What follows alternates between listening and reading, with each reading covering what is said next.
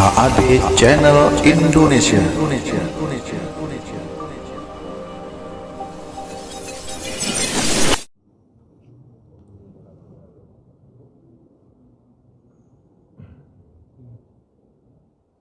Assalamualaikum warahmatullahi wabarakatuh.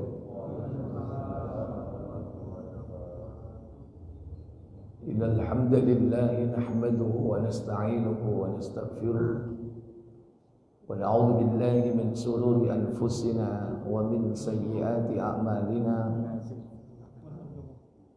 Man yahdihillahu fala mudilla lahu wa man yudlil fala hadiya lahu. وأشهد أن لا إله إلا الله وحده لا شريك له وأشهد أن محمدا عبده ورسوله لا نبي بعده. اللهم صل وسلم وبارك على محمد صلى الله عليه وعلى آله وأصحابه ومن تبعهم بإحسان إلى يوم الدين. أما بعد. Puja dan puji syukur, alhamdulillah. Segala puja dan puji hanya untuk Allah. Dialah Rabb kita yang bersemayam di atas arsy. Dialah ilah kita yang sepertiga malam terakhir turun ke langit dunia. Dialah Allah yang kelak akan meminta pertanggungjawaban atas seluruh apa yang telah kita kerjakan dalam kehidupan dunia ini. Allah tabaraka wa ta'ala akan bertanya kepada setiap diri kita tentang banyak hal. Kehidupan akhirat itulah kehidupan saat Allah akan membalas seluruh aktivitas yang kita lakukan dalam kehidupan dunia ini. Maka dunia adalah darul amal, negeri untuk beramal saleh. Adapun akhirat adalah darul jaza, negeri pembalasan. Maka dunia adalah fata morgana dan akhirat adalah nyata. Tapi sekarang kita merasakan tidak seperti itu. Dunia ini seakan hari ini adalah nyata. Tapi sebetulnya hakikatnya adalah fana. Dia akan binasa. Tapi akhirat adalah kehidupan yang nyata. Secara logis, banyak perkara-perkara dunia yang tidak terselesaikan. Sehingga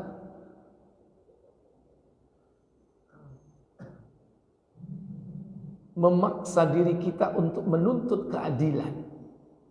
Mempertanyakan dalam hati, berapa banyak kasus-kasus yang hilang begitu saja. Seorang mendolimi seseorang, tetapi tidak ada penegakan keadilan. Karena orang yang didolimi mati, atau yang mendolimi lebih dulu mati. Sehingga seakan begitu saja masalah itu selesai, ditutup dengan kematian. Ini menandakan bahwa nanti ada saatnya Allah tabaraka wa ta'ala akan menegakkan keadilan. Dan tidak ada penegakan keadilan itu kecuali saat manusia hidup di akhirat. Itulah negeri di mana Allah tabaraka wa ta'ala akan menegakkan keadilan dengan seadil-adilnya. Tidak ada satupun masalah yang terlewatkan, yang di dunia ini seakan tuntas, selesai, senyap, nanti betul-betul akan ditegakkan oleh Allah keadilannya, baik dia akan diganjar dengan surga ataukah sebaliknya dia akan diganjar dengan neraka. Maka beruntunglah mereka yang diselamatkan oleh Allah dari neraka dan dimasukkan oleh Allah ke dalam surga. Beruntunglah manusia yang sadar bahwa dunia ini adalah kesenangan yang menipu. Dunia disebut dengan mata'ul ghurur.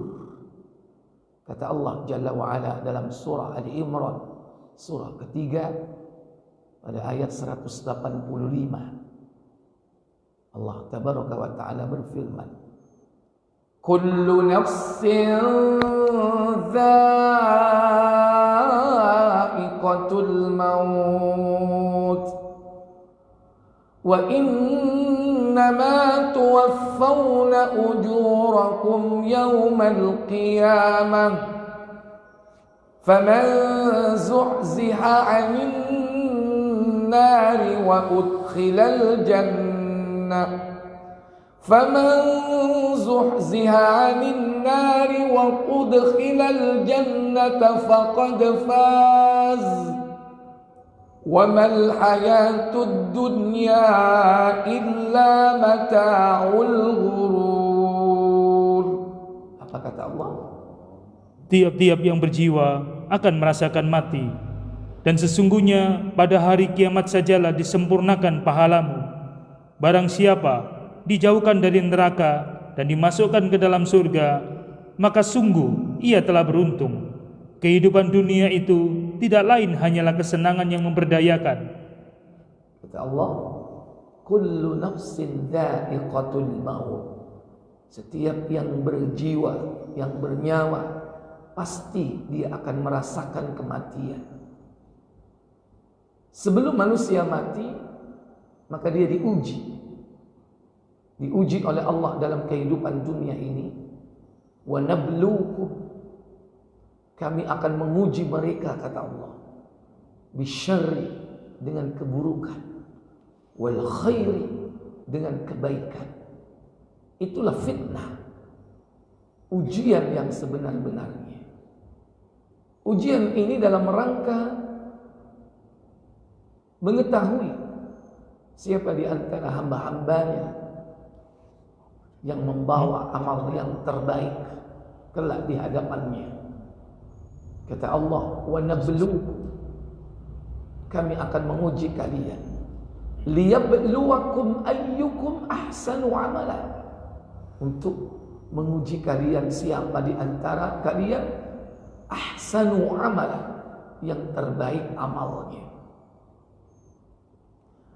Maka dunia adalah negeri yang tidak lengkap, tidak sempurna. Kesempurnaan itu akan ditutup, diselesaikan ketika manusia di akhirat.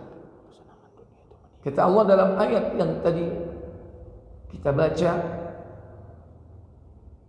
wa innama tuwaffawna ujurakum, dan hanya kelak pada hari kiamat Allah menyempurnakan, yakni pahala-pahala kalian. Faman zuhziha 'anil nar, kata Allah, barang siapa yang diselamatkan dari neraka, wa udkhilal jannah, dimasukkan ke dalam surga, faqad faz, maka sungguh dia telah beruntung, dia telah menang, dia telah sukses. Maka kesuksesan dunia, Bapak Ibu, itu kesuksesan yang semu, kesuksesan yang fata morgana, karena dia akan berakhir. Kesuksesan yang memperdayakan. Maka kehidupan akhirat itulah kehidupan yang sebenarnya. di dalamnya terhadap kesuksesan, dan kesuksesan itulah kesuksesan yang sebenarnya. Kata Allah, wa mal hayatud dunya, dan tidaklah kehidupan dunia ini mata'ul ghurur, adalah merupakan kesenangan.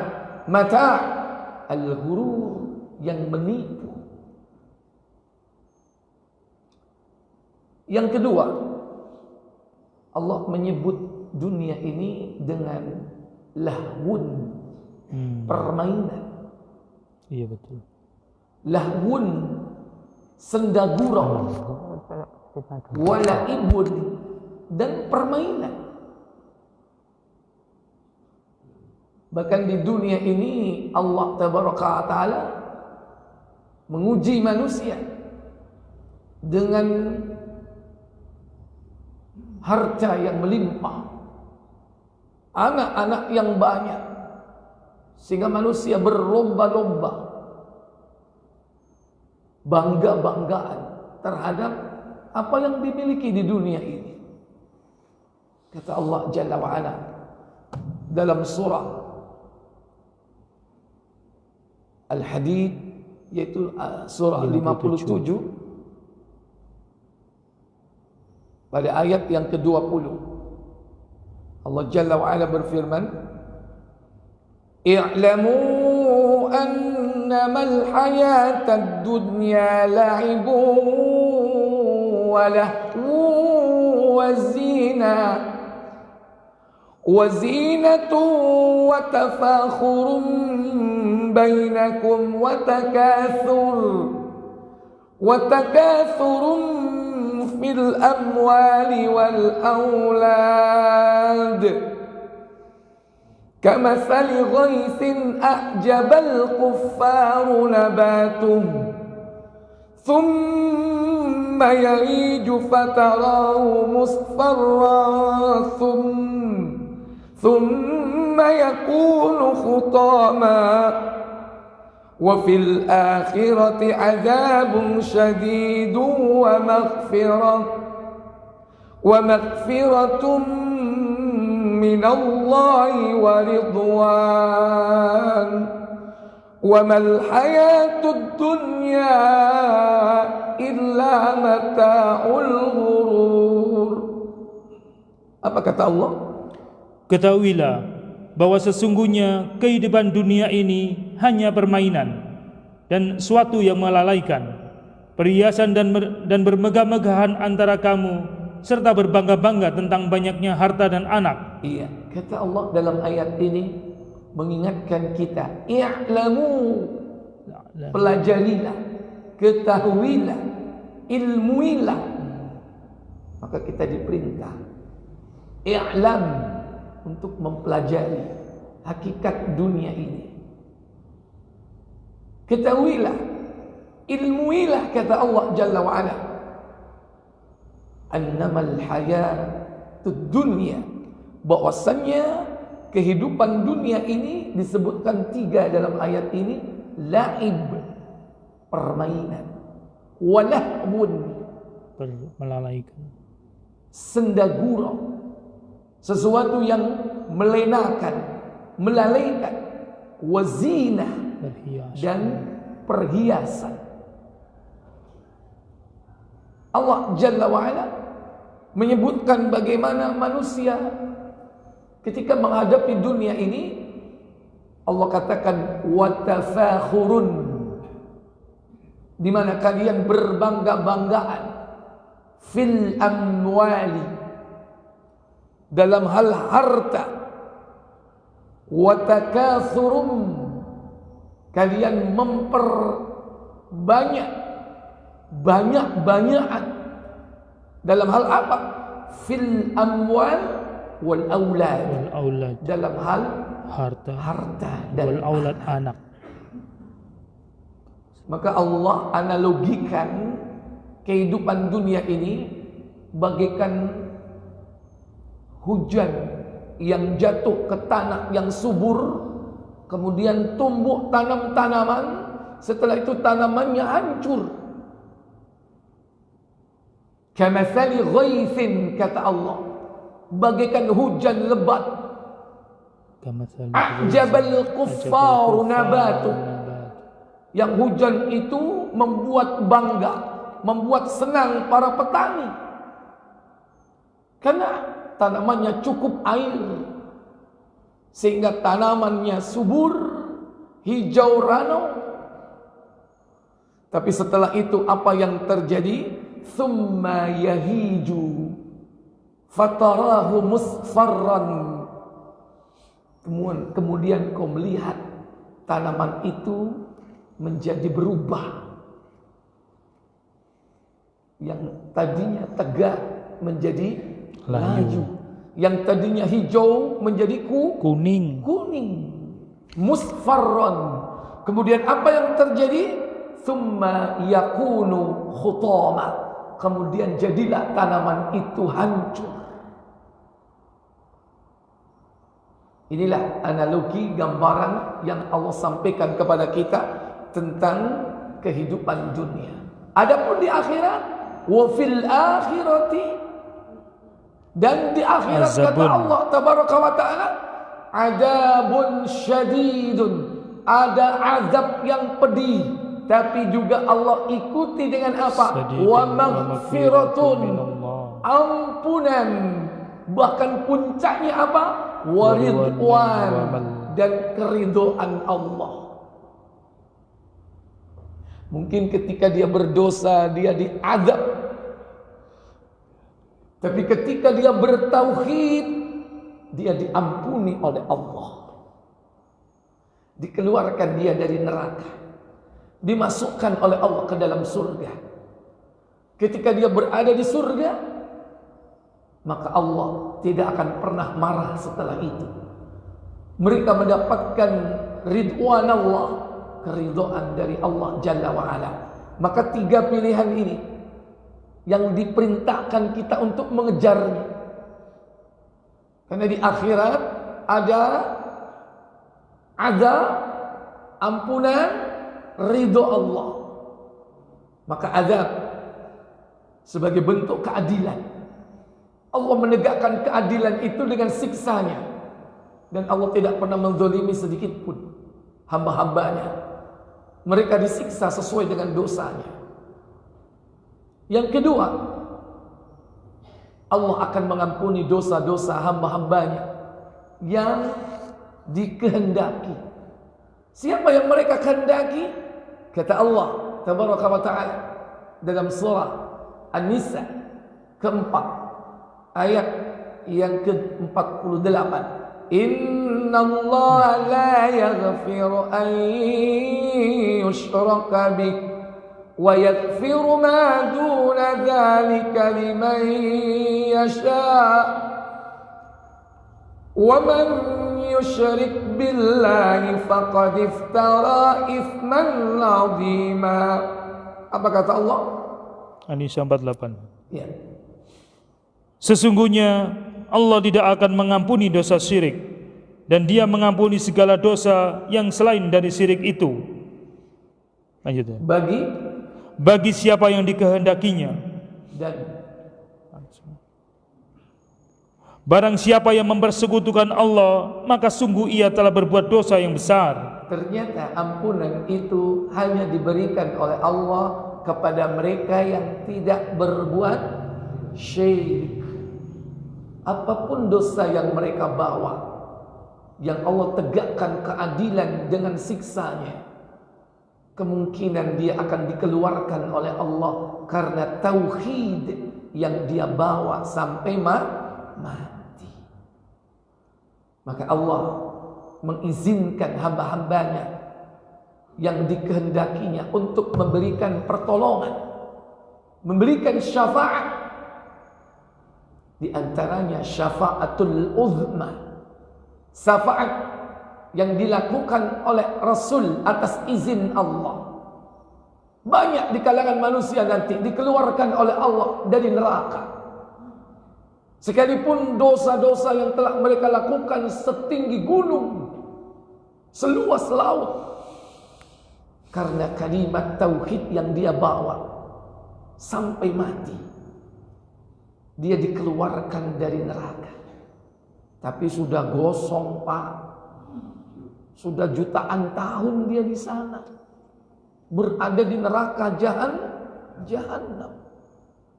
Maka mereka pun dipanggil dengan jahannamiyun. Hai mantan penghuni jahanam, kemana aja kau baru datang? Karena dia baru masuk surga, sementara temannya sudah masuk lama di dalamnya. Tapi Allah tabaraka wa ta'ala menghendaki siapa saja yang dikehendakinya untuk mendapatkan maghfirah. Dan setelah itu, setiap manusia yang masuk ke dalam surga tidak akan pernah keluar lagi. Dan setelah itu kemudian Allah akan memberikan yakni keridhaannya. Allah ridho kepada mereka. Maka dunia saat itu dianggap tidaklah manusia hidup itu seakan-akan hanya sedetik saja. Karena betapa kehidupan akhirat itu lama. Yang disebutkan dalam banyak ayat, khalidina fiha abada. Kekal di dalamnya selama-lamanya. Bagaimana kita mendefinisikan kekal selama-lamanya itu? Sulit. Sebagaimana sulitnya antum semua Bapak Ibu mendefinisikan angka terbesar. Berapa angka terbesar? Tidak seorang pun mampu mendefinisikan angka terbesar. Atau sebaliknya, angka yang paling kecil. Kita tidak bisa sanggup membayangkan bagaimana seandainya manusia itu berada di neraka, disiksa selama-lamanya. Kita tidak bisa bayangkan. Seandainya manusia itu mati menjadi tanah, mungkin itu lebih baik. Sekalipun mereka tidak diberi nikmat oleh Allah, tapi kebinasaan kembali kepada semula, yakni bahan dasarnya tanah, itu mungkin lebih baik. Dan itulah nanti banyak manusia berharap menjadi tanah.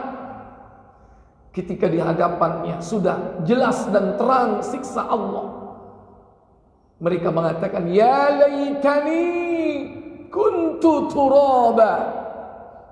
Alangkah baiknya aku menjadi apa? Menjadi tanah saja. Mereka iri kepada hewan-hewan. Sekalipun mereka dikisos, kambing dengan kambing yang dulu menanduk, sekarang ganti ditanduk, impas. Allah jadikan tanah.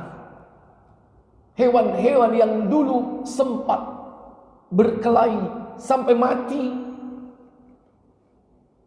Allah tegakkan keadilannya sampai impas. Setelah impas dijadikan tanah. Urusan selesai. Tapi bagaimana dengan manusia? Tidak mudah. Kezaliman-kezaliman itu akan ditegakkan keadilan di sana. Dan tidak ada balasan dari setiap kezaliman yang dilakukan kalau tidak pahala kita dikurangi, kita mendapatkan dosa. Dan dosa itu akan membawa konsekuensi apa? Siksa. Maka orang yang sadar adalah mereka yang faham bahwa dunia ini bukan tujuan hidup. Maka kalau kita menganggap bahwa dunia ini bukan tujuan hidupnya, berarti ibarat dia ini sedang apa? Melakukan sebuah perjalanan bagai musafir yang melakukan perjalanan jauh, yang tidak mungkin dia berniat untuk apa? Menetap. Dia berharap untuk segera kembali ke rumahnya, dan tidak ada kampung halaman nenek moyang kita, melainkan adalah surga. Maka kita berharap kelak kita mudik kembali kepada kampung halaman kita. bertemu dengan bapak moyang kita. Al-Jannah, surga. Yang ketiga,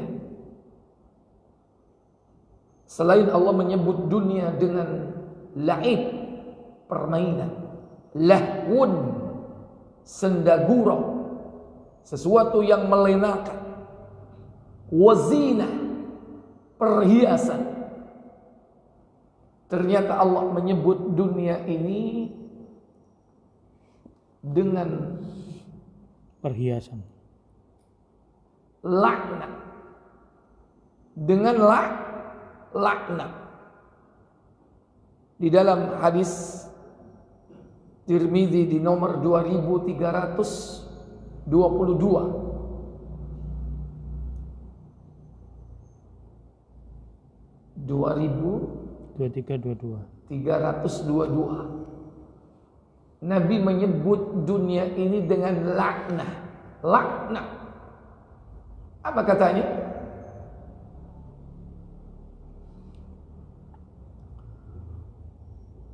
Silakan dari Abu Hurairah. Aku mendengar Abu Hurairah berkata, Aku siapa? Lengkap aja. Muhammad bin Hatim al-Muktib menceritakan kepada kami, Ali bin Sabit menceritakan kepada kami, Abdurrahman bin Sabit bin Thauban menceritakan kepada kami. Dia berkata, aku mendengar Atok bin Qura. Dia berkata, aku mendengar Abdullah bin Damrah. Dia berkata, aku mendengar Abu Hurairah berkata, aku mendengar Rasulullah SAW bersabda. Apa sabda beliau? Ketahuilah, sesungguhnya dunia itu terlaknat. Kata Nabi SAW, ala, ketahuilah, inna dunya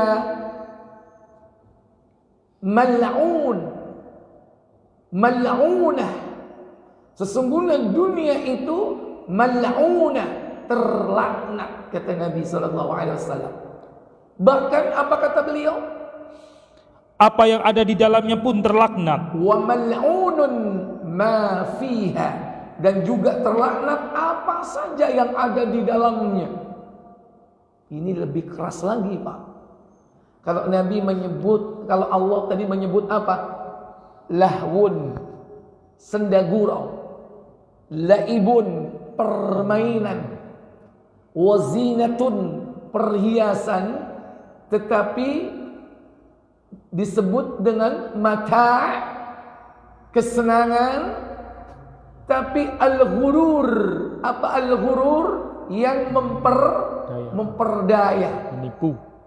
Tapi Nabi menyebut dalam hadis ini, inna dunya, sesungguhnya dunia mal'unah, laknat, wa mal'unun ma fiha, dan terlaknat apa saja yang ada di dalamnya, termasuk kita, termasuk apa saja yang ada di dalam dunia ini. Harta kita, keluarga kita, semuanya laknat. Semua disebutkan dunia dan apa yang ada di dalamnya. Nah, Nabi SAW mengecualikan ada 4 hal. Inilah yang mestinya menjadi cita-cita kita dalam kehidupan dunia ini, supaya kita tidak terlaknat, menjadi salah satu di antara 4 ini. Kata Nabi SAW, apa yang pertama? Kecuali zikir kepada Allah. Illa zikrullah, kecuali zikrullah, yaitu mengingat Allah. Mengingat Allah dengan lisannya, mengingat Allah dengan hatinya, mengingat Allah dengan perbuatannya. Lisannya basah, ratban bizikrillah, lidahnya basah dengan zikir, kalimat thayyibah, jauh dari kata-kata dusta, jauh dari kalimat-kalimat yang tidak bermanfaat, jauh dari umpatan, jauh dari cercaan, makian. Tapi lisannya selalu basah, zikir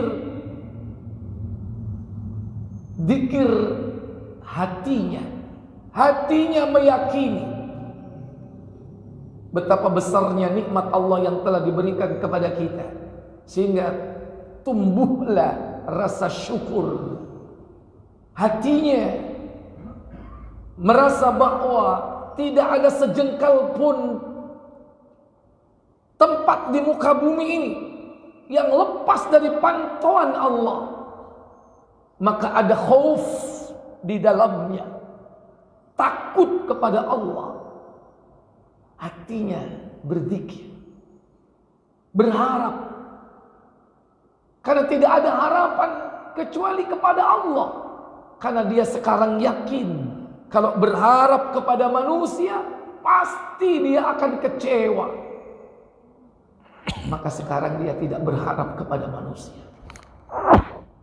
Dia tidak berharap kebaikan itu muncul dari istrinya, tidak berharap kebaikan itu muncul dari anaknya, tidak berharap kebaikan itu muncul dari manusia di sekitarnya. Dia hanya berharap kebaikan muncul dari Allah. Kalau seandainya manusia berbuat baik, itu semata-mata Allah yang memunculkan kebaikan itu. Maka sekarang dia tahu jalurnya.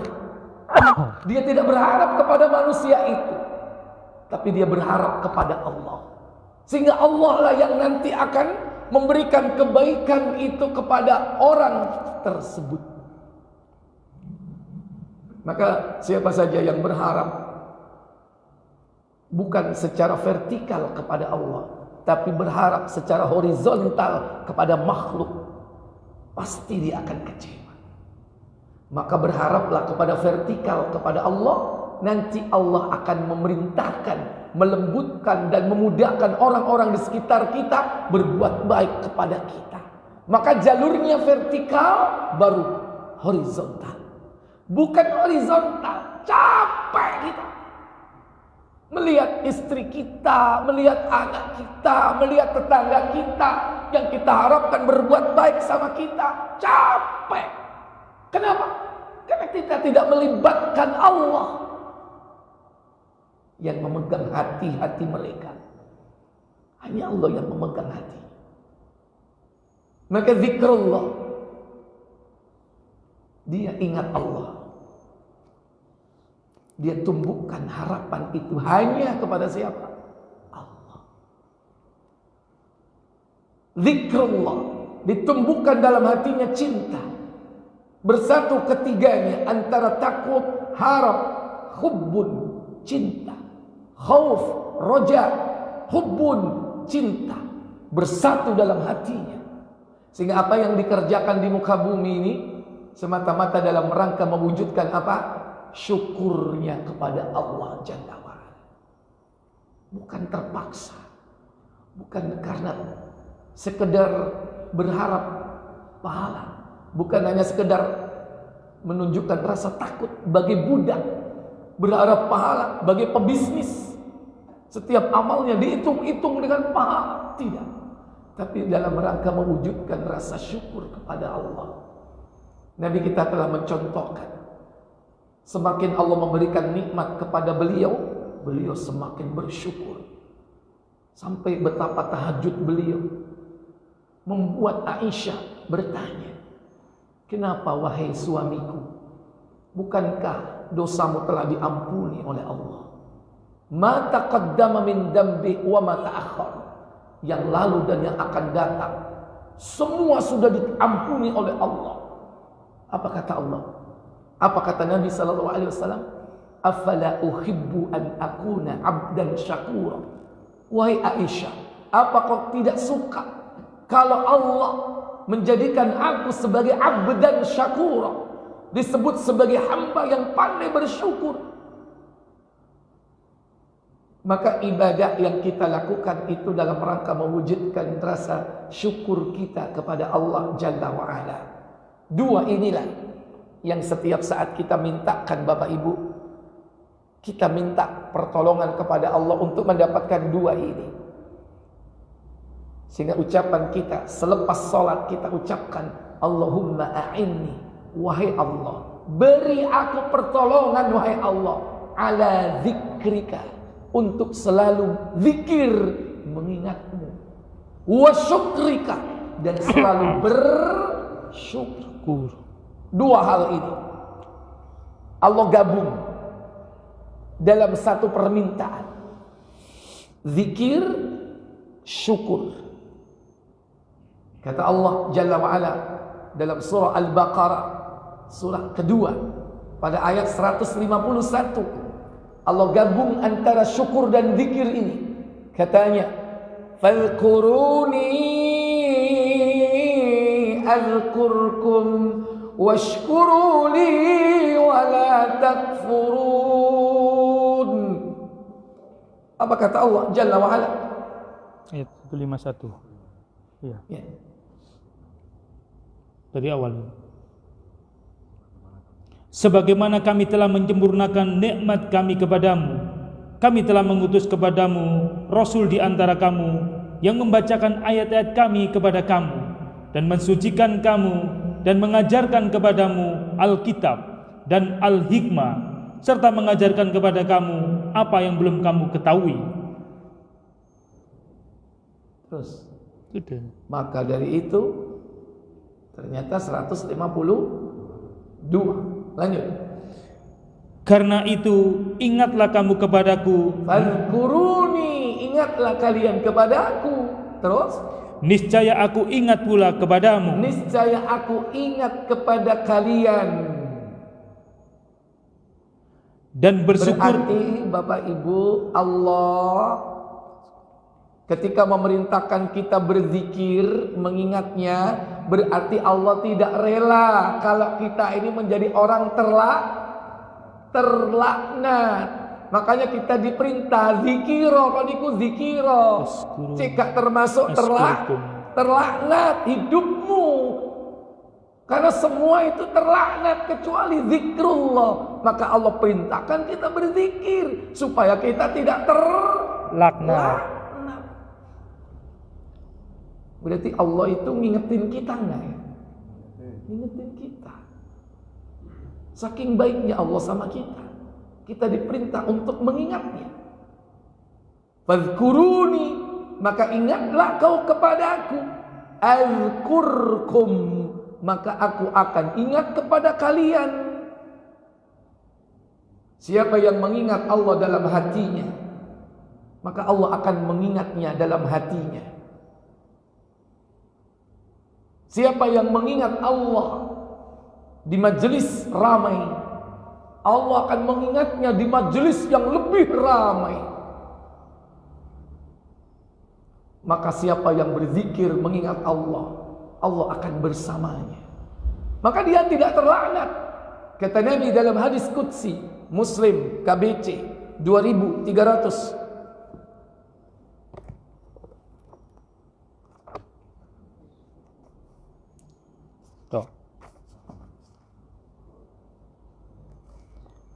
Dari Abu Hurairah radhiyallahu an, ia berkata, Apa katanya? Rasulullah SAW bersabda, Apa sabda beliau? Allah Azza wa Jalla berfirman, Apa firmannya? aku senantiasa menurut sangka hambaku kepadaku. Ana inda dhanni abdi bi. Aku tergantung bagaimana prasangka hambaku kepadaku. Kemudian, Dan aku senantiasa bersamanya ketika dia menyebut namaku. wa ana ma'ahu idza dzakarani, dan aku senantiasa bersamanya selama dia menyebut namaku, mengingatku. Allah akan bersamanya. Bersama bukan secara fisik, secara zat. Allah tidak mungkin bersatu dengan kita, tapi Allah selalu memelihara kita. Allah selalu memantau kita. Allah yang maha mendengar, maha melihat, senantiasa memperhatikan kita. Maka orang yang diperhatikan oleh Allah, mereka tidak terlaknat. Karena dia selalu mengingat Allah. Dengan mengingat Allah, Allah akan ingat kepadanya. Jika mereka mengingatku dalam hatinya, apa katanya? Jika dia menyebut namaku dalam hatinya, maka aku menyebutnya pula dalam hatiku. Kata Allah, "Idza dzakarani fi qalbihi wa dzakartu fi qalbi." Jika mereka mengingatku dalam hatinya, maka aku pun akan mengingatnya dalam hatiku. Berarti Allah punya apa? Hati. Punya hati. Tapi jangan digambarkan kayak hati antum. Laisa lahu tamthil, tidak boleh diserupakan. Wa laisa lahu ta'wil, tidak boleh dipalingkan artinya. Kalau qalbun ya qalbun. Wala ta'til, tidak boleh ditiadakan. Kalau Allah sudah menetapkan hati, hati, jangan kau simpangkan, kau kesampingkan. Sebagaimana Jahmiyah dengan tokohnya Jahm bin Safwan menolak seluruh sifat-sifat Allah. Kemudian apa kata Allah Jalla wa'ala dalam hadis qudsi tersebut? Dan jika dia menyebutku dalam majelis ramai, maka aku menyebutnya dalam majelis ramai yang lebih baik. Terus, jika dia mendekatiku sejengkal, aku mendekatinya sehasta. terus. Dan jika dia mendekatiku sehasta, aku mendekatinya sedepa. Kurang apa? Allah baik sama kita. Allah akan bersegera menyambut hamba-hambanya yang kembali kepadanya. Sampai disebutkan di sini, "Idza ataitani shibran, ataituhu dhira'an." Jika hambaku mendatangiku, mendekatiku sejengkal, aku mendatanginya sehasta. Allah lebih bersegera menyambut hambanya yang kembali kepadanya. "Idza ataitani yamshi." Apabila dia mendatangiku berjalan kaki atau berjalan, ataituhu harwala, aku akan mendatanginya dengan berlari. Maka orang yang seperti ini Bapak Ibu tidak akan terlaknat di dunia. Ini hakikat dunia dan hakikat kehidupan akhirat. Maka orang yang berzikir kepada Allah berarti dia mempersiapkan dirinya sebagai anak-anak negeri akhirat yang tidak terlaknat hidupnya. Kembali ke Tirmizi 2322. Siapa lagi yang tidak terlaknat? Dua. Melakukan perbuatan yang diridhoinya.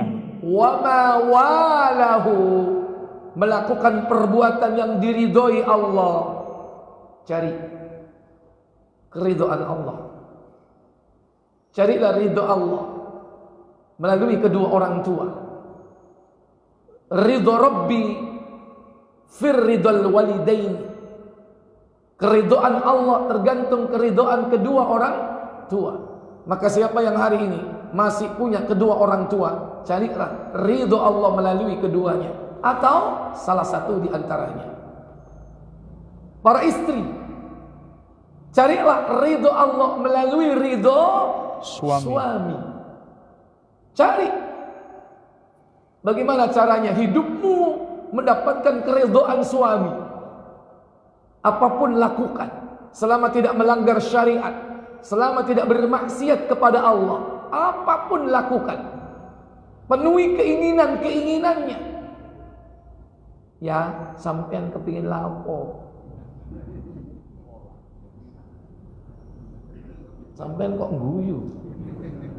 Tanya Bu, ya Pak, Bi, sampean kepingin opo? Jalu tak turuti.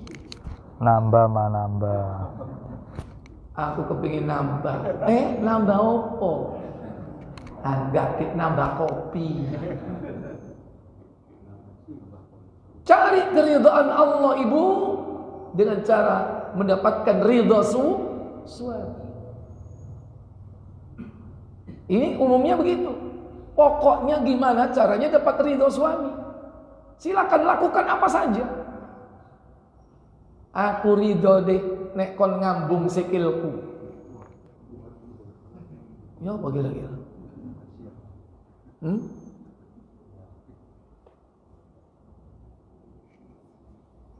Ada contohnya enggak? Ada tuntunannya enggak ngambung sikil? Ada. Ada. Tapi dek, aku ridho nek cantengku obatono. Boleh enggak? Boleh. Ya. Aku ridho dek nek awakmu, nek aku mati, dunyoku ini ikhlas no kabeh, sodakoh no, maksimal 1/3 nang fakir miskin atau anak yatim. Ini berarti apa? Wasiat. Maksimal berapa wasiat? 1/3. 1/3. Kira-kira rela enggak? Waduh, eman ya. Miliar tuh. Katanya pengen ridho. Apapun lakukan.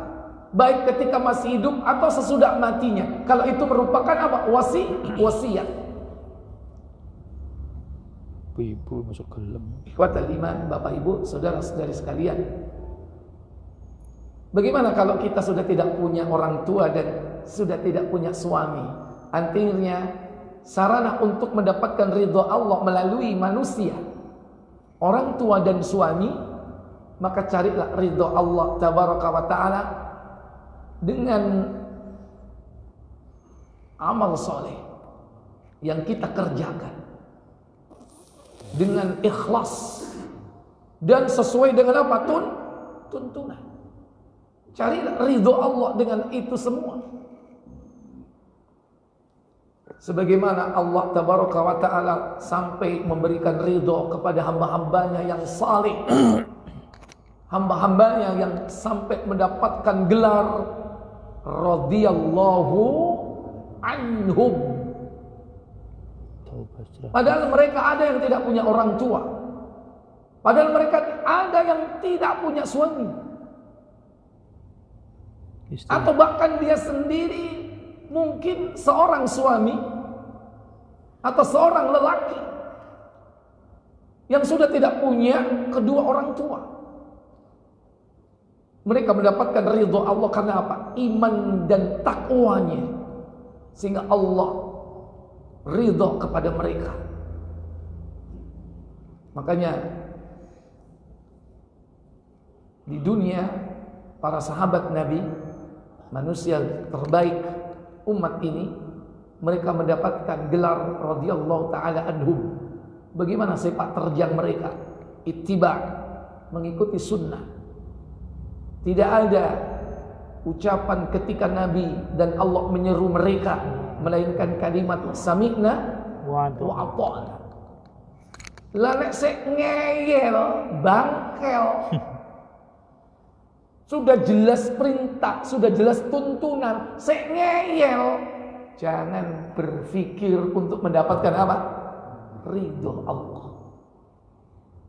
Karena para sahabat yang mendapatkan gelar ridho radhiyallahu anhum, mereka itu ketika diperintah tanpa reserve melakukannya. Tidak banyak bertanya. Langsung mereka ucapkan sami'na wa ata'na. Kami dengar dan kami taat. Mereka tahu betul pelajaran dari Al-Quran. Karena kebinasaan itu, laknat itu akan datang bagi mereka yang suka apa? Memberikan objection. Apa objection itu? Penolakan, walaupun secara halus. Dengan alasan bagaimana ini perintahnya gak jelas. Gak jelas perintahnya, coba perjelas lagi. Dia paham bagaimana orang-orang binasa yang dulu dilaknat akhirnya oleh Allah. ketika Nabi Musa memerintahkan untuk menyembelih sapi betina. Mereka bertanya,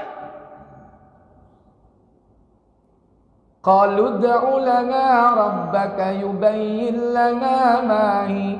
Mereka bertanya, sapi betinanya kayak apa? Akhirnya Allah jawab, qala innahu yaqulu innaha baqaratun la faridu wa la bikr. Sapinya itu tidak tua, tidak muda. Awanum baina zalik, yaitu pertengahan antara keduanya. Faf'alu ma tu'marun. Udah kerjakan, cepat. Saya ngeyel. Apa? Mereka bertanya yang berikutnya.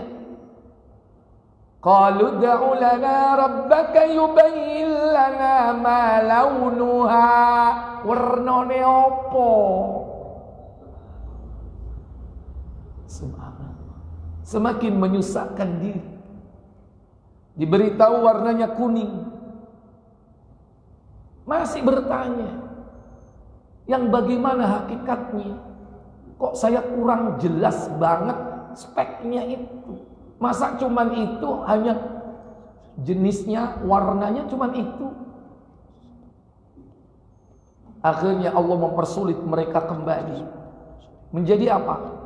Sapi betina yang tidak pernah dipakai untuk membajak dan tidak mengairi sawah. Tambah sulit lagi. Hampir saja perintah ini tidak dikerjakan karena kebengalan mereka, ngeyelnya mereka. Akhirnya sampai dia terpaksa membeli sapi ini dengan emas. Ada yang mengatakan seberat bobot tubuhnya, ada yang mengatakan emas selebar kulitnya. Seluas kulit sapi itu emasnya. Hampir saja mereka tidak melakukan itu. Nah, karena sebab inilah Allah mengutuk mereka. Apa hasilnya? Hati mereka menjadi keras. Kata Allah Jalla wa'ala pada ayat berikutnya, hasil dari perbuatan mereka ini, ayat 74 kalau tidak salah. Thumma qasat qulubukum min ba'di dzalika fayyakal hijarah. Apa katanya? Kemudian setelah itu hatimu menjadi keras seperti batu, bahkan lebih keras lagi. Bahkan lebih keras lagi katanya. Au asyaddu qaswah, bahkan lebih keras dari batu.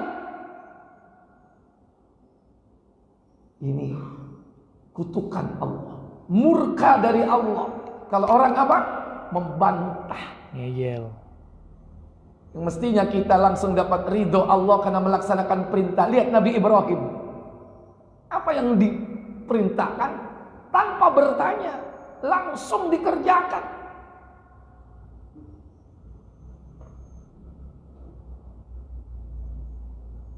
Baik. Yang ketiga, kembali ke Tirmidzi. Orang yang pandai, al-alim, orang yang berilmu. Mereka adalah para ulama yang hidup menuntun umat. Mereka adalah ulama rabbani yang meluruskan kesyirikan menuju tauhid. Yang mereka mengajarkan sunnah, menjauhi bid'ah. Mereka yang membimbing umat untuk taat, jauh dari maksiat. Itulah ulama-ulama rabbani al-alim yang di zaman sekarang sudah mulai langka. Dan musibah besar terjadi ketika banyak para ulama wafat. Itu tandanya ilmu diangkat. Allah tidak akan mengangkat ilmu dari dada-dada orang yang berilmu, tapi Allah mengangkat ilmu dengan mewafatkan para ulama yang lurus, ulama rabbani, bukan ulama usu, ulama jahat yang fatwanya bisa dibeli, yang halal bisa jadi haram, yang haram bisa jadi halal.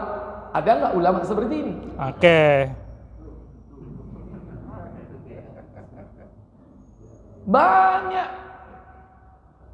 Cuman kadang tampak secara dohir, penampilannya luar biasa, memukau. Karena yang banyak sekarang ini, kalau seandainya tidak ulama ya paling tidak yang baik-baik itu adalah dai. Akhir zaman ini banyak dai, mubalik, penceramah, tapi ulama sedikit. Di zaman Nabi itu kebalikannya, apa? Ulamanya banyak, dai-nya sedikit. Dai banyak nggak, Pak? Banyak. Karena dai ini ibarat apa? Guru, pelayan waiter. yang membawa menu makanan. Monggo soto, monggo rawon. Pecel. Solali. Yo, senenganmu pecel. Ya. Dia hanya apa? Menyajikan. Itu para dai itu menyajikan. Adapun para ulama, mereka adalah chef. Apa chef? Yang memasak makanan. Dia tahu ilmu tentang bumbu. Mana empon-empon, mana lombok, brambang, mana bawang putih. Tahu. Makanya para ulama itu mereka yang menguasai disiplin ilmu. Ilmu Al-Quran, ilmu tafsir, ilmu hadis, mustalahul hadis, ilmu riwayat, ilmu diroyat. Jangan tanya bahasa Arabnya. Mereka menguasai disiplin ilmu. Orang-orang seperti ini jarang atau banyak? Sedikit atau banyak? Sangat sedikit. Karena dia sudah punya karya-karya yang buat soto. Makanya para ulama, makanya ada apa? Ada Riyadus Shalihin, ada Fathul Bari, ada Subulus Salam. Itu ibarat apa? Ibarat itu menu-menu yang sudah diracik oleh mereka, karya-karya besar mereka. Nah, para dai, para asatid, para mubalik, para penceramah itu hanya menyajikan. Ini loh yang sudah jadi. Ayo ngaji opo. Nah, ini yang banyak sekarang. Tapi kalau para ulama, mereka yang memahami tentang ilmu syar'i secara luas dan mendalam sangat sedikit. Makanya orang seperti ini hidupnya tidak terlaknat. Kenapa? Karena dia membimbing umat, bahkan mereka mendapat predikat kata Nabi, al-ulama warathatul anbiya. Ulama itu mewarisi para nabi. Mewarisi apa? Ilmunya. Jadi Nabi tidak mewariskan harta, Bapak Ibu. Nabi itu mewariskan apa? Ilmu. Justru dengan ilmu itu orang akan mendapatkan bagian yang banyak. Nah, mungkin barangkali yang ketiga ini mungkin kita tidak termasuk di dalamnya. Jauh. Tapi ambil bagian dari pertama atau mungkin yang kedua. Atau mungkin yang ketiga. Apa kata Nabi sallallahu alaihi wasallam? Siapa yang tidak terlaknat? Yang keempat. Dan orang yang belajar atau terpelajar. Al-muta'allim, orang yang belajar. Kalau tadi mu'allim, maka yang keempat adalah muta'allim, orang yang mau belajar ilmu syar'i. Inilah orang yang hidupnya tidak laknat. Maka isi hidup kita detik demi detik, hari demi hari, waktu demi waktu dengan apa? Thalabul ilmi, menuntut ilmu. Dan kalau bisa cara kita menuntut ilmu harus diperbaiki. Belajar yang serius. Karena ada beberapa orang yang tergolong sikapnya kepada ilmu. Paling tidak ada 5. Sikap orang terhadap ilmu. Pertama, kun aliman. Jadilah orang yang alim. Ajarkan. Dan ini paling berat. Dan ini pilihan dari Allah Jalla wa'ala. Kalau tidak menjadi orang alim, ulama, apa? Au muta'allim, Yang belajar. atau orang yang belajar serius. Ngaji bab apa? Oh ustadz saiki ngaji bab tentang tauhid. Dia beli kitab tauhid. Ustadznya membaca, dia ikut nyimak dan melihat kitabnya. Dan mungkin kalau dia takut lupa, dia baca, dicatat, diikat ilmu itu dengan apa? Catatan. Qayyimu ilma bin kitab. Ini belajar serius, itu muta'allim. Kalau tidak bisa seperti ini, maka yang ketiga, au mustami'an, atau pendengar ngaji rungon. Ngajine mek apa? Ngrungokno. Iku wae kadang direwangi Ngantuk. sayup kadang terdengar, kadang hilang, kadang timbul tenggelam, kadang melek, serius, kadang plus hilang. Mustami'an, pendengar. Berarti kalau pendengar mungkin dia masih hadir di majelis itu, mendengarkan. Walaupun zaman sekarang bisa dia melalui tempat yang jauh secara online. Tapi ketika Allah hancurkan teknologi untuk bisa mendengar, manusia harus mendekat. Mau tidak mau dia harus offline. Kalau sekarang bisa offline, bisa online. Sing offline ono, sing online ono. Tapi nanti kalau Allah hancurkan teknologi, suatu saat akan kembali kepada cara-cara konvensional. Mau tidak mau datang di majelis ilmu. Walaupun hanya sekedar apa? Mustami', pendengar. Tapi masih beruntung dia hadir di majelis ilmu, majelis yang para malaikat menaungi dengan sayap-sayapnya. Perjalanannya akan dihitung berjalan menuju surga. Yang keempat, benar. Atau yang keempat, kun muhibban, jadilah pecinta ilmu, cinta toh. Atau cinta kepada penuntut ilmu. Arep nanti, arep ngaji. Wis ana sangu, durung. Pecinta apa? Ilmu. Pencinta ilmu. Penuntut Gak ilmu. melo ngaji, mek tetep tok, tetep ya. Kan foto apa? Kitab apa? Muslim. Kan wis sarapan, durung. Ayo sarapan sih, kok budal. Tepat. Senang dia kepada orang yang menuntut ilmu. Walaupun gak budal. Nang Firdaus ana apa kok rame?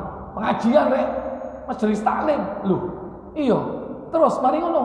Lapo? Mole. Lho, gak ono sarapane. Gak ono. Kon piro? Sik delok hitungan. Pecinta penuntut ilmu. Oh, ketokane wong 100. Wis tukono. Oh, sego kerang. Pecinta ilmu. Banyune sak drum. Ilmunya dicintai, orang-orang yang menuntut ilmu dicintai. Wala takun khamisan, jangan jadi yang kelima. Wala takun khamisan, ojo dadi sing kelima. Apa yang kelima? Orang yang celaka. Wis gak alim, gak belajar ilmu, gak gelem ngrungokno, gak cinta kepada penuntut ilmu. Kon dadi apa ngono lho? Komplit ya. Apa kira-kira yang kelima ini? Kembali ke hadis tadi. Apa? Mal'una wa mal'unun ma fiha. Dunia ini terlaknat, dan terlaknat siapa saja yang ada di dalamnya. Berarti kalau nggak jadi 4 ini ya jadi itu nanti. Terlaknat. Nah kita ini dari 5 ini yang mana Pak kira-kira? Halo? 3. Makanya di-upgrade Pak. Jangan mustamik saja. ya ditingkatkan menjadi apa? Muta'allim, orang yang belajar ilmu dengan serius. Siapa ustadz-ustadz di sini yang belajar pakai kitab? Antum siapkan kitabnya, beli. Kalau enggak minta takmir kau gani duit, tukokno. Dapat pahala enggak? Untuk apa infak masjid kalau tidak dipakai untuk itu? Jangan banyak-banyakan saldo. Ini kan kasihan orang yang beramal itu. Kenapa? Tidak termanfaatkan duitnya. Segera keluarkan untuk kepentingan umat. Karena trennya zaman dulu kan gitu, Pak ya. Bangga, lon, aku mimpin saldo nih 100 juta. Kok sing maneh kalah rek, tak tingkat nulun saldoku 1 miliar. Gaya opo 1 miliar tidak dimanfaatkan. Mestinya bisa dipakai untuk yang bermanfaat, untuk kepentingan umat. Ya kalau misalnya belum bisa seperti mana itu yang nol saldonya, Joko apa ya? Joko Karyan. Kita punya cara sendiri, punya sistem sendiri, tapi prinsipnya apa? Prinsipnya dalam hal ini, kalau duit itu semakin mengendap tidak mengalir, Allah nggak akan nambah. Prinsipnya harus ada apa? Sirkulasi. Jangan takut kepada rizki Allah. Ya, kenapa? Takutnya kita, ya Allah, saldo niki meneh karek sakmene, gak ono sing gawe bayar listrik. Jeritan hati kita ini didengar Allah. Moro-moro ana wong teko. Lebokno gak ate ngomong.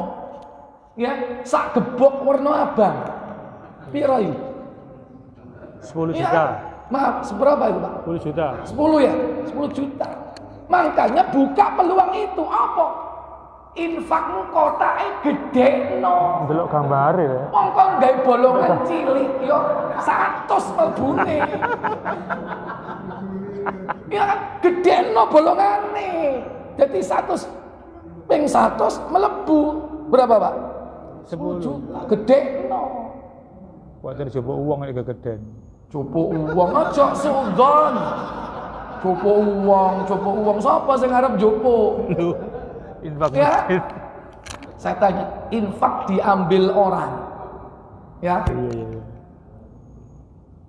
Kira-kira pertama Allah tahu nggak semua itu? Tahu. Iku uang butuh nggak?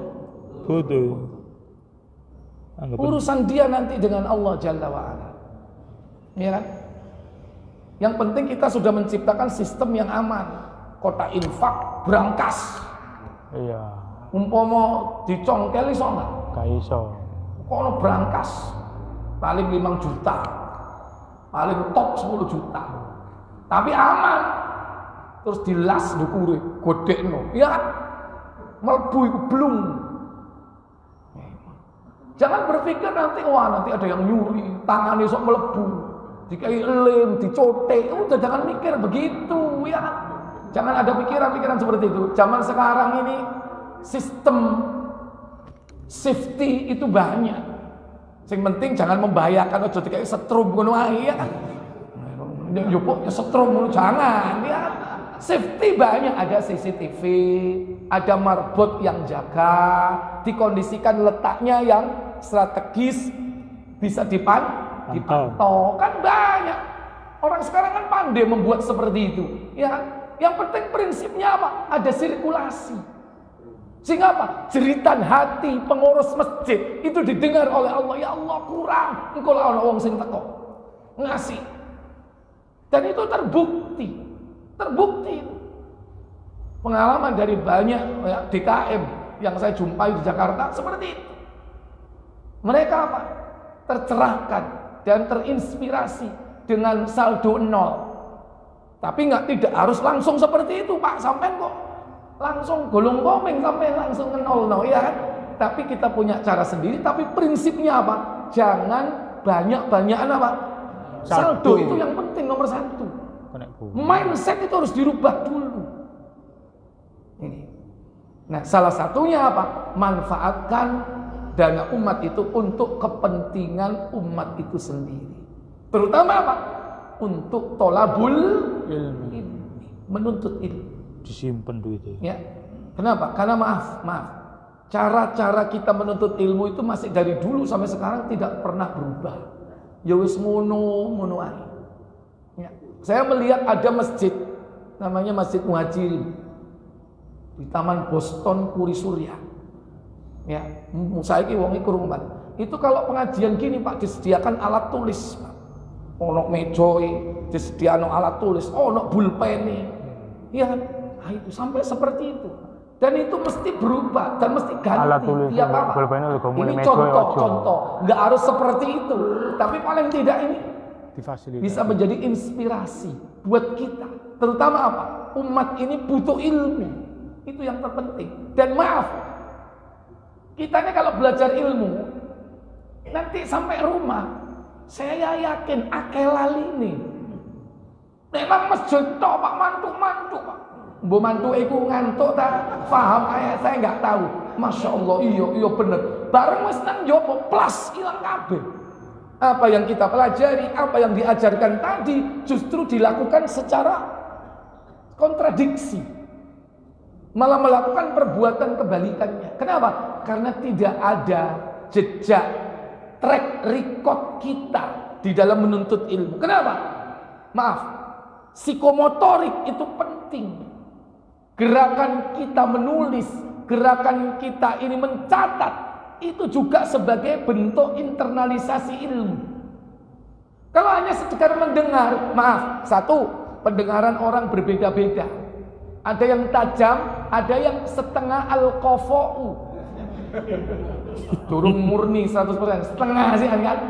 Nanti pendengaran itu nanti lain, kadang-kadang bisa nerimanya beda. Gitu. Jadi seperti itu. Kalau alhamdulillah, kalau dimotivasi dengan semangat, cek gak ngantuk, insya Allah ya. Kenapa? Kopi wis ono. Ya kan? Gak ngantuk. Tapi yang sekarang ditingkatkan menuntut ilmunya apa? Kita pulang mendapatkan ilmu yang masih diingat-ingat. Kenapa? Sebelum kita mengamalkan, ilmu itu harus dipahami dulu. Dan di antara cara memahaminya apa? Dengan mengingat-ingatnya. Makanya sistem di dalam Islam, salah satu bentuk metode untuk mengamalkan ilmu apa? Dengan menghafalnya. Kalau pendekatan barat, itu pendekatan apa? Pendekatan berpikir kritis.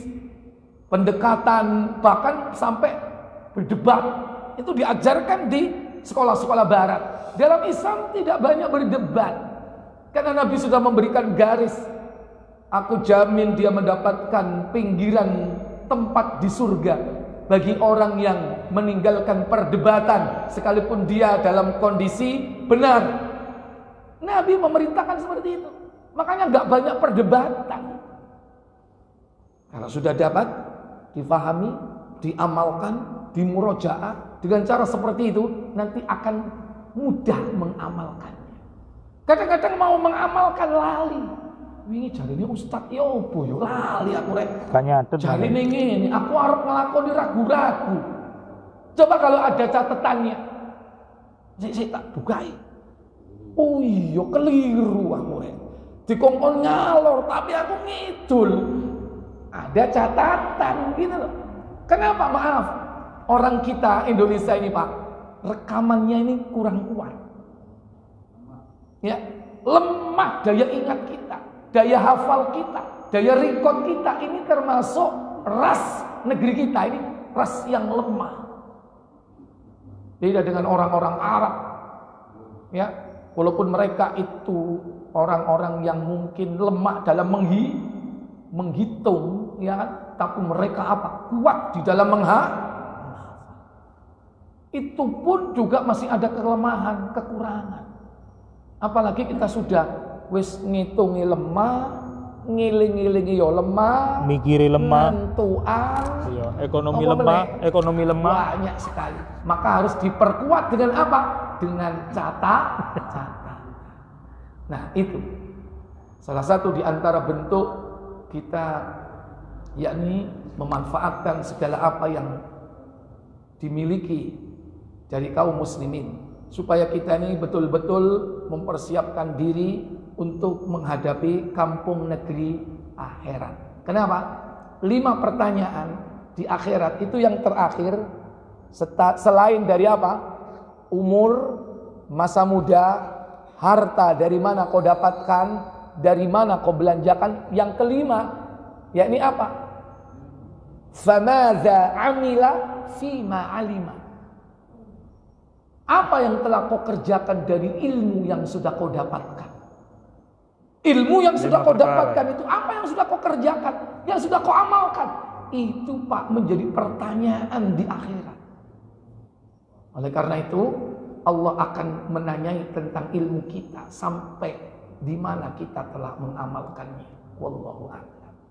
Semoga Allah tabaraka wa taala memudahkan kita semua untuk menjadi hamba-hamba Allah yang mempersiapkan kehidupan yang kekal dan abadi, yaitu dengan cara melaksanakan segala apa yang diperintahkannya dan menjauhi apa yang dilarangnya. Wallahu a'lam. Baik, sebelum saya tutup, boleh ada pertanyaan? 2 pertanyaan saja. Satunya lagi 2. Ya, silakan. Monggo. Jadi hukum salat memakai masker. Bolehkah salat dengan memakai masker? Mengingat sekarang lagi musim masker.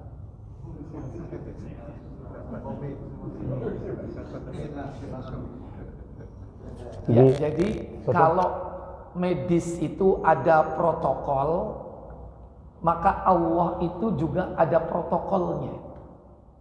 Ya. Kalau protokol medis dimanapun kita dianjurkan pakai masker sekarang. Bahkan di tempat umum, baik yang terbuka ataupun bahkan tertutup, itu protokol medisnya begitu. Nah, tapi di sini ada protokolnya Allah. Di sinilah nanti pertentangannya, ujiannya di sini. Ya. Nah, protokol Allah itu terutama ketika sholat. Ini yang harus tetap dikerjakan, ditegakkan protokol Allah itu. Jangan sampai protokol manusia mengalahkan protokolnya Allah. Apa protokolnya Allah? Pertama, dalam sholat itu riwayat Tirmizi, mulut harus terbuka. Yes. Itu ada hadisnya.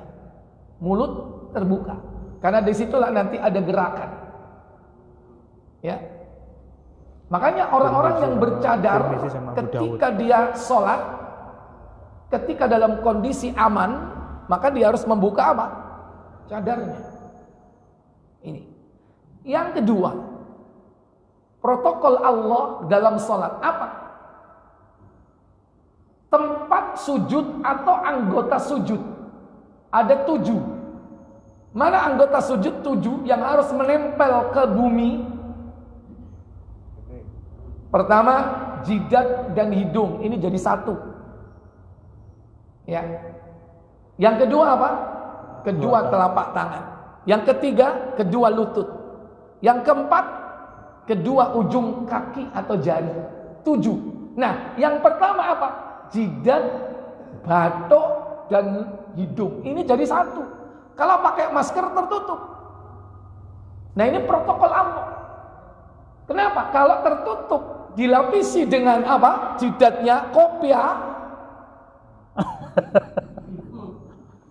Atau tertutup hidungnya dengan apa?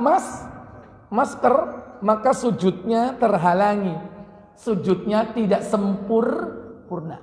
Itu Bapak Ibu protokol ketika sholat. Adapun di luar sholat silakan rangkep itu, sopo arep rangkep itu.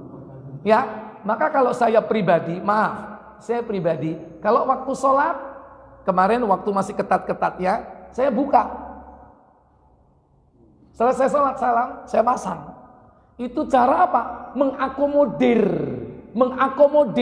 antara protokol Allah dengan protokol manusia. Lah kenapa kok tidak ada pendapat seperti ini? Karena memang asal-asal perintah pendapat itu kan dari WHO. Dan badan WHO di sana ada ulamanya enggak?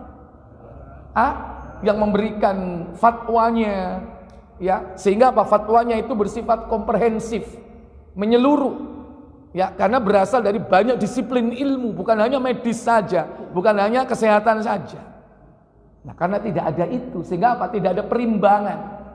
Maka kembali kepada kita masing-masing. Ya.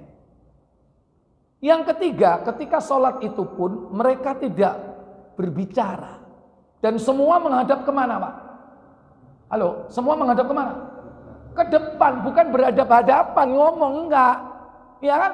Karena virus mungkin berhadapan, kita ke depan semua. Enggak ada yang noleh. Allahu Akbar. Enggak ada, Pak. Ya kan? Depan ketika bicara, ketika membaca. Makanya enggak masalah. Maaf, ini menurut saya seperti itu. Adapun menurut Bapak, antum memiliki pilihan sendiri. Ya, tapi saya ketika berpendapat seperti ini tentu ada dasarnya, ada dalilnya. Paling tidak apa tadi? Mana protokol Allah, mana protokol manusia. Toh maaf. Salat itu pun nggak lama. Ya, lama atau tidak? Nggak lama. Paling lama berapa menit? 5 menit. Salat apa itu? Salatmu dhewean itu. Ya, berapa? Tadi berapa menit? Paling nggak 10 menit lah. Nggak lama gitu.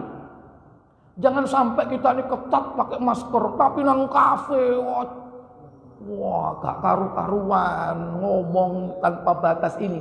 Tapi kita nggak ngurus itu. Yang kita urusi fokus kepada ke tempat ibadah. Ada protokol Allah, ada protokol manusia. Wallahu a'lam.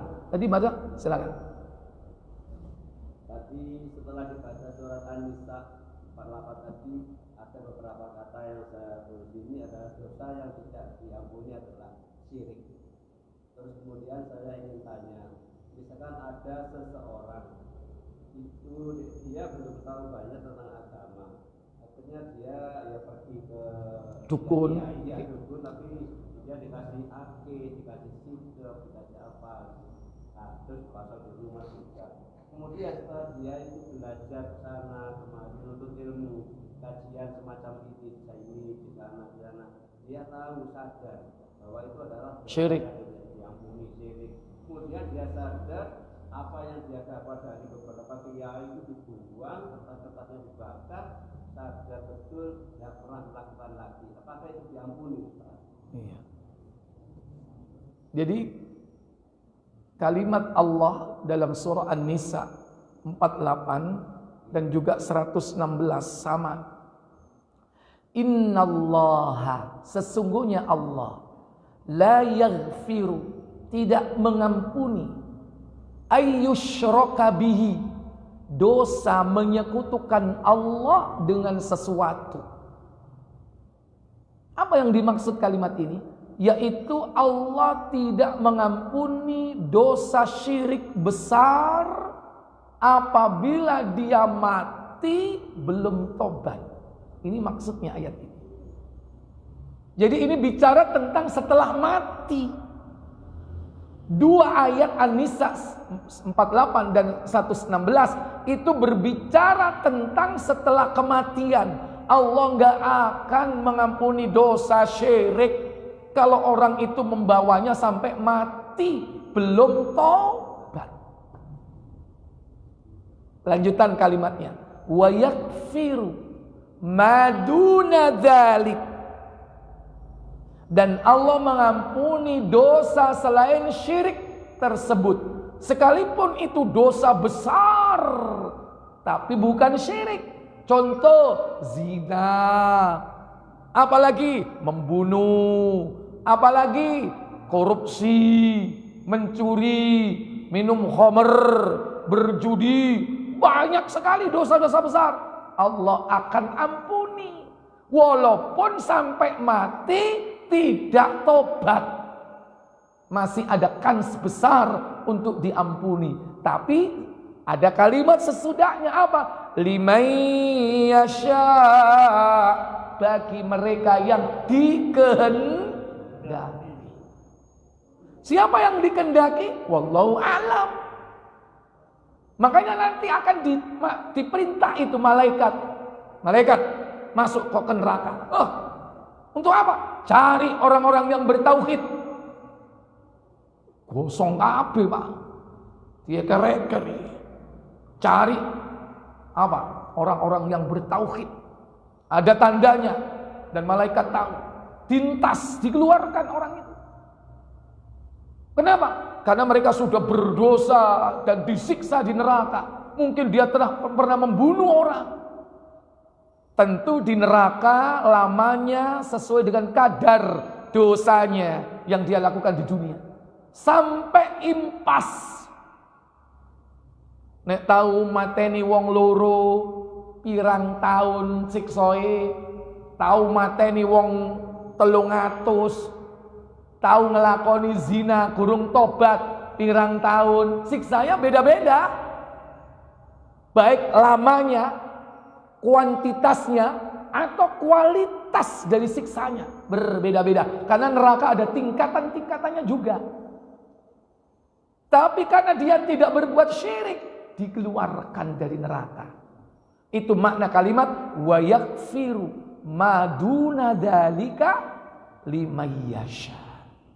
Nah, kalau pertanyaan Bapak tadi, kalau dia selagi hidup di dunia belum mati, jangankan dosa-dosa besar, dosa syirik pun, kalau dia tobat dengan tobatan nasuha, tobat yang sebenar-benarnya tobat, menyesal, istighfar, berhenti total, tidak mengulangi lagi, mengembalikan hak-hak orang yang dizolimi, maka insya Allah Allah akan mengampuni dosanya. Dan ayatnya banyak yang menyebutkan seperti itu. At-Tahrim ayat 8, Al-Furqan ayat 78, 69, 68, 69, 70. Dan masih banyak ayat-ayat yang lain yang menyebutkan orang kalau bertobat kepada Allah di dunia ini pasti akan diterima tobatnya, selama dia tobatnya dengan cara yang benar. Tapi nek ngulangi meneh, kerise wis diobong, jimate wis dibuak, akike wis didol, dadak meneh ulak maneh dodolan lan tambah. Berarti itu bukan tobat nasuha, tapi tomat. Mari tobatku umat. Dan itu lebih dahsyat siksanya, Pak. Kenapa? Mempermainkan Allah, ya. Dan siapa di antara kita nggak tahu pernah melakukan dosa besar, bahkan termasuk syirik. Saya yakin ada di antara kita yang dulu seneng nang dukun, mulai nggawa jimat, ya. Kadang yo sik belajar ilmu apa? Kesaktian, tenaga dalam. Sekarang berhenti setelah tahu. Semoga kita apa? Diampuni oleh Allah. Tapi Bapak Ibu harus ditobati. Kadang orang itu berhenti tapi belum tobat. Ada loh orang itu sudah tidak melakukan lagi tapi belum tobat. Bagaimana maksudnya belum tobat? Belum minta ampun kepada Allah. Kalau perlu bangun sholat malam, sholat tobat kepada Allah, menangis di hadapan Allah, dan minta ampun kepada Allah tentang dosa tersebut. Nangis, betul-betul menangis, menyesal. Baru kemudian insya Allah Allah mengampuni. Terakhir, tadi Bapak mau tanya apa? Terakhir, sampun, kok persis? Sampai kok ngerti? Iya. Berarti satu hati. Orang mukmin itu ruhnya bagaikan tentara. Ya. Baik, saya pikir cukup. Wa akhiru da'wana subhanakallahumma wa bihamdik asyhadu an la ilaha illa anta astaghfiruka wa atubu ilaik. Wassalamualaikum warahmatullahi wabarakatuh. HAD Channel Indonesia.